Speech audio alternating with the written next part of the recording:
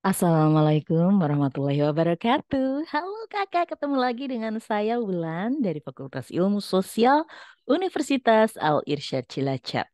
Kita sekarang ada di part 2 bahasan tentang piutang mata kuliah akuntansi dasar. Oke, kita masuk ke contoh soal ya. Contohnya PT Komputer Kita, yaitu sebuah distributor komputer yang berlokasi di Jakarta, menjual produknya senilai 175 juta kepada toko Duta Niaga Bandung. Nah, pihak pembeli itu baru membayar 50 juta. Sisanya akan dilunasi bulan berikutnya. Maka cara kita menjurnalnya adalah berapa uang yang sudah dibayar. Uang kas yang masuk, uang tunainya berapa? Baru 50 juta. Maka kita tulis kas 50 juta. Paham ya? Kemudian piutang usaha. Piutang usahanya berapa? Sisanya. Nah, di sini kan tulisannya adalah sisanya akan dilunasi bulan berikutnya. Maka 175 juta dikurangi 50 juta kita taruh di sini 125 juta. Piutang usaha PT Duta. PT Duta Niaga ini masih utang ke kita gitu loh. Uang kita, uang PT komputer kita masih ada di Duta Niaga sebesar 125 juta. Oke, paham? Oke, kemudian next total penjualannya berapa? Kita tulis di sisi kredit 175 juta. Penjualannya mah sudah terjadi sebesar 175 juta, tapi uangnya yang diterima baru 50 juta. Sisanya ditulis sebagai piutang 125 juta. Masih mudah ya? Paham ya? Oke, kita masuk ke contoh yang kedua. Selama bulan April 2021, PT Komputer Kita memberikan pinjaman kepada beberapa karyawan sebesar 12 juta. Loh, pinjamannya ini berupa apa, Bu? Berupa penjualan komputer? Bukan. Kalau penjualan komputer meskipun itu kepada karyawan, ditulisnya di bagian atas ini. Piutang usaha, ko- eh, karyawan A, Ani, sebesar berapa? 6 juta. Maka kita tulis di sini penjualan kepada Ani 6 juta. Kemudian tadi di situ baru 6 juta ya. Kemudian pada Beni, piutang usaha komput piutang usaha penjualan komputer ya kepada karyawan Beni 6 juta. Penjualan di sini penjualan kepada Beni 6 juta. Seperti itu ya. Meskipun karyawan, kalau itu hubungannya adalah jual beli komputer, maka dimasukkan ke kategorinya piutang usaha. Cuman kita tinggal tambahin aja usahanya kita jualannya kepada siapa? PT Duta Niaga kah? Atau kepada karyawan Ani kah? Atau kepada karyawan Beni kah? Gitu ya. Tetapi kalau yang di sini di bawah ini pinjaman kepada karyawan. Kalau yang ini biasanya berarti tidak ada hubungannya sama usaha. Jadi nggak ada hubungannya tentang jual beli komputer. Kalau yang di sini berarti kita ngasih pinjaman kepada karyawan. Itu bisa pinjaman untuk apa aja. Bisa aja untuk hal-hal yang seperti karyawannya kita sakit ke rumah sakit. Dia bingung cari pinjaman kemana-mana nggak dapat. Maka dia pinjam ke perusahaan sebesar 12 juta. Mungkin nggak? Mungkin. Boleh nggak? Boleh, tapi tergantung kebijakan si owner dari komputer kita.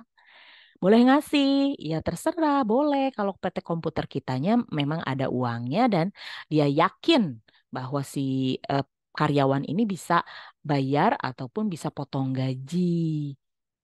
Jadi dipinjemin, tapi jangan ditulis sebagai piutang usaha, tulislah sebagai piutang karyawan.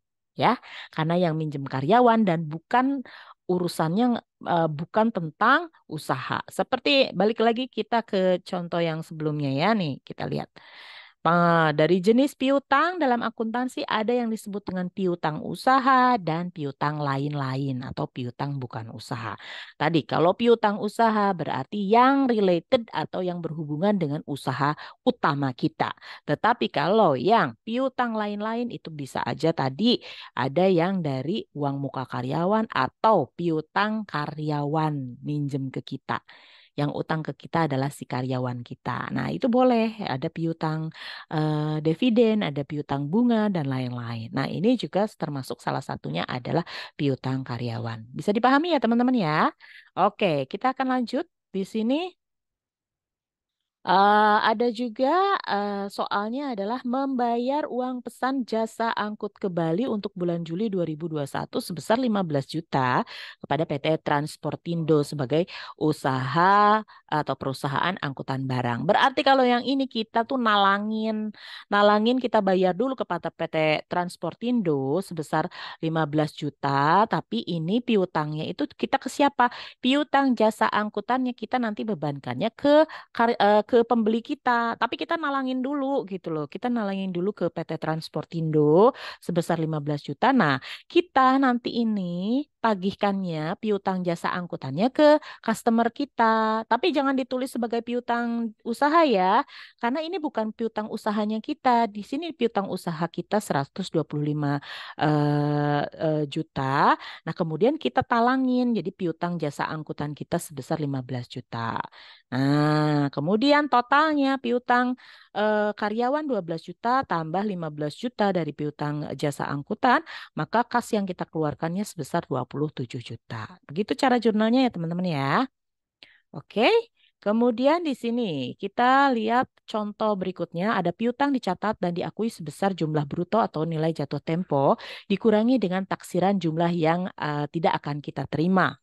Gimana sih maksudnya? Oke, kita tulis di sini contoh piutang PT Mitra Usaha. Ini beda soal lagi. Itu sebesar 190 juta. Di sini ya teman-teman, di sini. Fokus nih. 190 juta. Sedangkan cadangan kerugian piutang dari PT Mitra Usaha adalah 24 juta. Berapa ini? Kenapa dia men-state seperti ini? Ya, itu tergantung lagi, balik lagi ke kebijakan perusahaan PT Mitra. Dia mencadangkannya 24 juta. Nah, oke. Laporan piutangnya kayak gimana catatannya? Dicatatnya 190 juta. Di sini piutang usaha.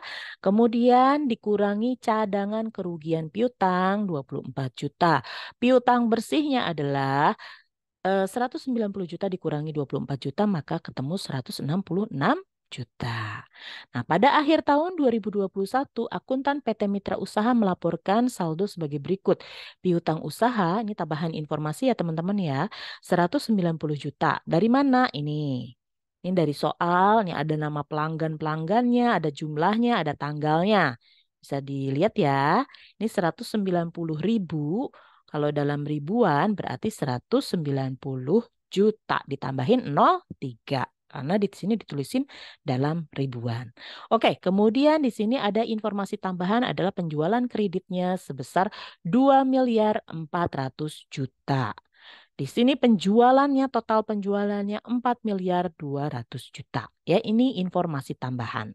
Kemudian, dari pengalaman beberapa tahun terakhir, PT Manajemen Mitra Usaha menyimpulkan semakin lama umur piutang, semakin besar kemungkinan tidak tertagih. Itu adalah kesimpulan dari PT Mitra Usaha. Jadi biasanya kalau makin lama itu utang dibiarin, utang orang lain dibiarin di tempat kita, biasanya memang lebih susah nagihnya. Nih, kalau di PT Mitra ini 1% untuk umur piutang 1 sampai 15 hari. Kemudian dia mention tuh, dia cantumin, oh 3% deh biasanya yang tidak tertagih di umur 16 sampai 30 hari. Ada 5% untuk umur 31 sampai 45 hari dan 10% untuk umur 46 sampai 60 hari, 20% untuk yang lebih dari 61 hari dan seterusnya ya. Berarti yang lebih itu berarti 61 sampai dengan mungkin 1.001 hari gitu ya. Nah, ini adalah kesimpulan dari PT Mitra Usaha. Nah, kalau PT-PT lain gimana Bu? PT-PT lain itu bisa tergantung ini 2%, 5%. Itu tuh umurnya atau umur piutangnya juga beda-beda. Tiap perusahaan punya, nggak harus standar bahwa di usia segini yang tidak tertagih adalah 1%. Enggak. Ini itu bisa tergantung kebijakan dari perusahaan masing-masing dan itu biasanya dilihat selama pengalaman beberapa tahun terakhir dari PT tersebut. Bisa saja nggak Bu yang 5% di sini untuk umur piutang 1 sampai 15 hari? Bisa juga, tergantung. Gitu loh, tergantung dari PT apa. Ini bisa berbeda ya teman-teman ya tadi ya. 5% kah, 10% kah, atau lain-lain. Ini piutangnya pun juga tidak mesti dari 1%. Tidak mesti dari 1 hari. Bisa aja mereka hanya mencantumkan piutang dari umur 30 sampai 60 hari dan lain-lain. Ya, balik lagi Ibu sampaikan tidak saklek harus 1% untuk umur piutang segini dan seterusnya. Ya, tergantung kebijakan perusahaan. Nah, untuk yang di PT Mitra Usaha tadi di sini dituliskan 1% dari total kredit. Katanya dia bilang bahwa jumlah piutang tidak tertagih PT Mitra itu ternyata 1% dari total penjualan kredit. Kita balik lagi ke soal. 1% dari penjualan kredit 2 miliar 400.000. Di sini informasinya ya, teman-teman lihat ya. Maka di sini berarti 1% kalikan 2 miliar 400.000 sama dengan 24 juta. Ternyata ini jumlah piutang tidak tertagih PT Mitra Usaha. Maka di sini dituliskan beban kerugian piutangnya 24 juta. Cadangan kerugian piutangnya 24 juta. Gitu. Tapi kalau contohnya soalnya adalah berdasarkan 10% dari total piutang usaha, maka kita cara menghitung cadangan piutang tidak tertagihnya, kita lihat di sini 10%. Ini beda soal ya antara atas sama bawah ya. Ini kalau yang bawah ini kita dapat kesimpulannya berdasarkan 10% dari total piutang usaha. Di sini kita lihat piutang usahanya berapa? Piutang usahanya adalah 190 juta. Tadi dia bilang totalnya berapa kerugiannya atau cadangan piutang tidak tertagihnya tadi 10%, maka 10% dikalikan 190 juta. Ini kalau soalnya adalah berdasarkan dari 10% kali total piutang usaha, maka 10% dikalikan 190 juta sama dengan 19 juta. Maka cara menjurnalnya adalah beban kerugian piutang sebesar 19 juta dan cadangan kerugian piutang 19 juta. Oke teman-teman, segitu dulu ya video dari Ibu. Semoga bisa dipahami. Kalau nanti ada pertanyaan boleh drop WA ataupun email ke Ibu. Nanti kita akan bahas di kelas offline kita. Oke, sampai ketemu di part berikutnya. Assalamualaikum warahmatullahi wabarakatuh. Terima kasih atas perhatiannya.